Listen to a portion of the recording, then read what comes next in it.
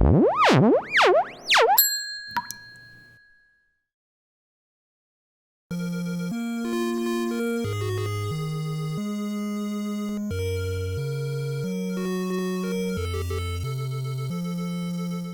me take you back to 1986, when The Legend of Zelda was first released.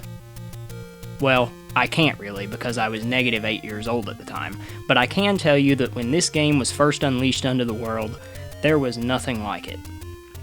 Many of the early Nintendo games are what I like to describe as one step above Atari, meaning that while they had improved graphics and moderately more intricate control schemes, the games were still only made up of a few screens, sometimes only one. Even Super Mario Bros., a revolutionary game in its own right, which had 32 unique multi-screen levels, was still an almost entirely linear side-scroller. So, playing The Legend of Zelda must have been truly shocking, to just be dropped in the middle of this vast fantasy world, and given near complete freedom to go where you want and explore to your heart's content the seashores, graveyards, rock cliffs, and caves that make up Hyrule, as you battle hordes of evil monsters while collecting items, weapons, and upgrades, and conquering each of the game's dungeons one by one. If you can find them, but more on that later. The story goes that once upon a time in the Kingdom of Hyrule, there was a legend of 3 golden triangles called the Triforce, each possessing magical properties, and representing power, wisdom, and courage. One day, an army, led by the evil Ganon, invaded Hyrule and stole the Triforce of Power, which of course grants great strength. In order to prevent Ganon from also stealing the Triforce of Wisdom, Princess Zelda of Hyrule split it up into 8 fragments, and scattered them throughout the land. She then recruited a boy called Link, the only one with enough courage to go after Ganon, to defeat him and take back the Triforce of Power. When Ganon got wind of this, he was pissed, and imprisoned Zelda in his dungeon. So now it's up to Link to recover the 8 fragments of the Triforce of Wisdom, and then scale Death Mountain to take Ganon out, reclaim the Triforce of Power, and rescue the damsel in distress. So where does the other part of the Triforce come in, the Triforce of Courage? They're saving that one for the sequel. You start off right here, in the midst of a massive map, by 1986 standards, of course. And after receiving your first sword in one of the most iconic moments in the history of gaming, you're off on your adventure, with no directions at all unless you read the manual. The manual is merciful enough to show you the locations of the first 4 dungeons on its mostly complete map of the overworld. It's in the first 8 dungeons where you will find each piece of the Triforce, which is needed to enter the 9th and final dungeon, Ganon's hideout. Both the dungeons and overworld are full of secrets. I found a lousy one here myself.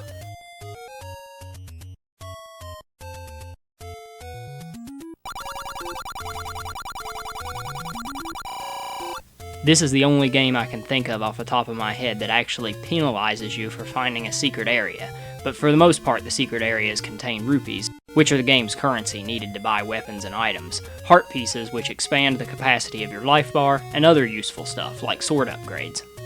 The sword even has the ability to shoot if you have a full life bar. It's a huge bummer to lose this ability when you take a hit, so finding the magic wand later in the game is highly suggested. You always want to have a projectile, and it can really help in tight situations like this. The game controls fine. There are times when it feels a bit stiff, but it's not worth giving out about.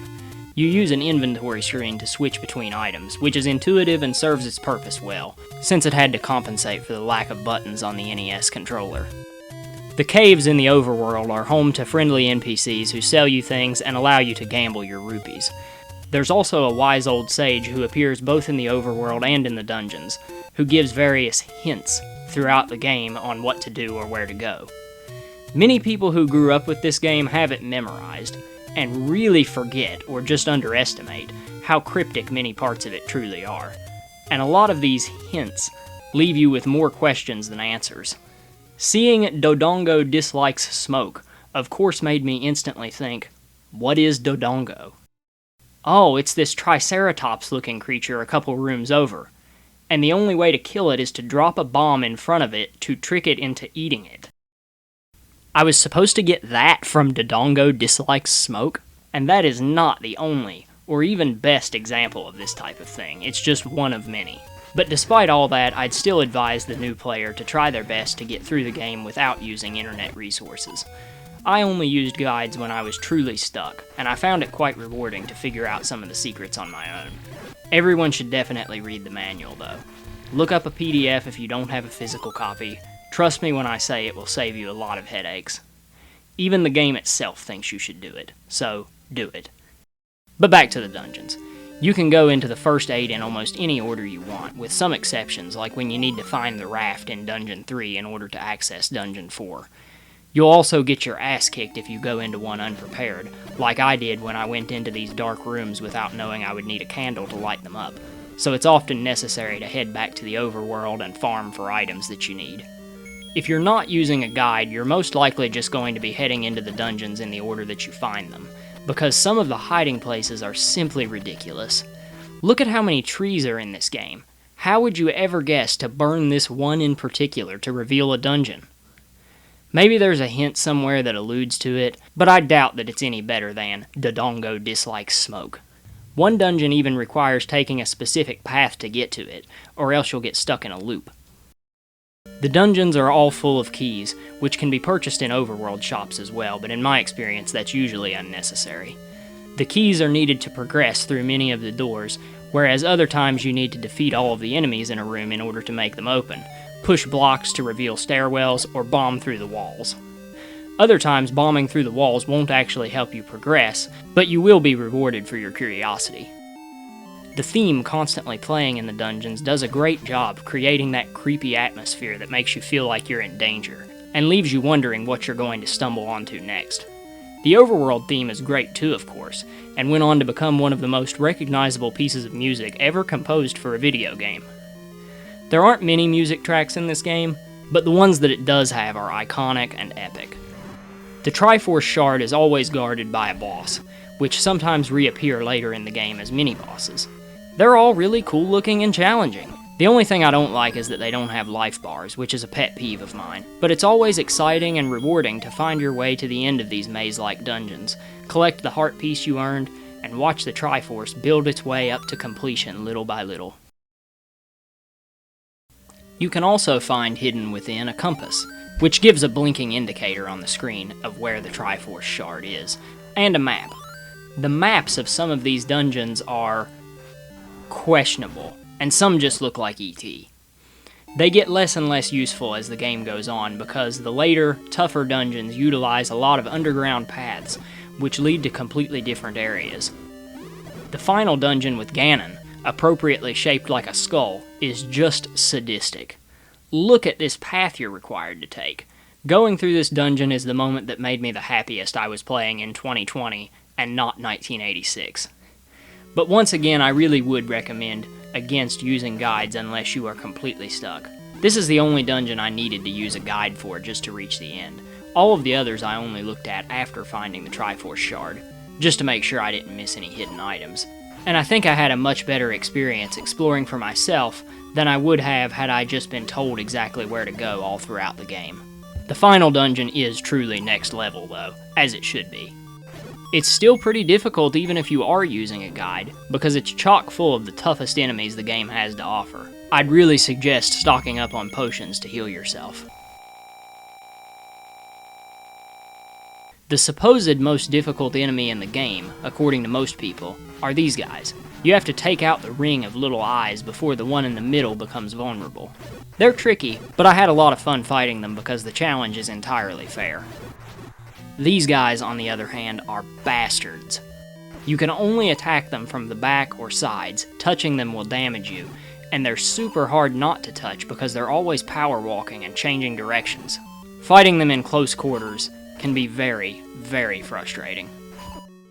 When you finally reach Ganon, you're probably not surprised to learn that there's a specific item needed to finish him off, and that the hint you receive regarding it is pretty vague.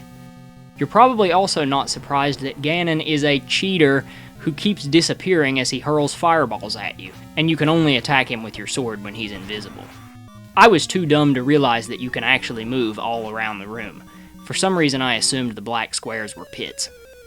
If you die while facing him, it's all the way back to the beginning of the labyrinth, just like in any other dungeon, but that really hurts in this one because it's so complicated. Overall though, this game is pretty forgiving by NES standards, because you do get to keep all of your items every time you die, even the rupees.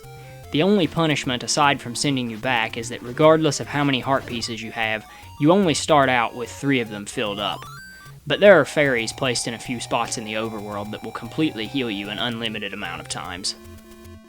Also, any bosses or mini-bosses that you kill will stay dead. Only the little enemies respawn. Ganon isn't that hard to beat if you know what you're doing. You just need a little pattern recognition skills and the correct item for the fatality. Once you do put him down, you get to rescue Princess Zelda. After getting burned by the fire because you walked directly into it like a moron, or that's probably just me. Come to think of it, this is the only time in the game that you ever see Zelda, or Ganon. That's pretty cool that the game created a mystique about them like that. It helps give the player motivation to press on. After the credits, you can begin Link's second quest, which not only features more difficult enemies, but also different locations for both dungeons and items. Giving players a tougher version of the game after they beat it was common on the NES, but this is the only one I know of that actually offers a different game entirely. It was also the first game ever to feature a battery in the cartridge to save your progress. You can only save after dying though, which is annoying when you have to wait for something to kill you just so you can take a break from playing, but hey, you can't really fault it since the idea of saving a game at all was such a revolutionary thing. On the Atari 2600, there wasn't even a pause button. So to sum it up, if you're a fan of the Legend of Zelda franchise, you definitely have to play through this game at some point, if you haven't already. That said, I wouldn't recommend it to anyone just getting into the series, unless you're just the type of person who has to start at the beginning. You'd be much better off making almost any other game in the franchise your first one, because this one is a bit rough around the edges. It's full of cryptic nonsense, and the difficulty can be a bit uneven with spikes throughout, but it's still a great game.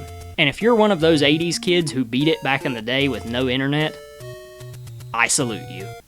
If you enjoyed this video, please consider subscribing, leaving a thumbs up, sharing, and ringing the bell so you don't miss any future videos. This has been a Leaky Faucet review. Thanks for watching, and I will see you next time.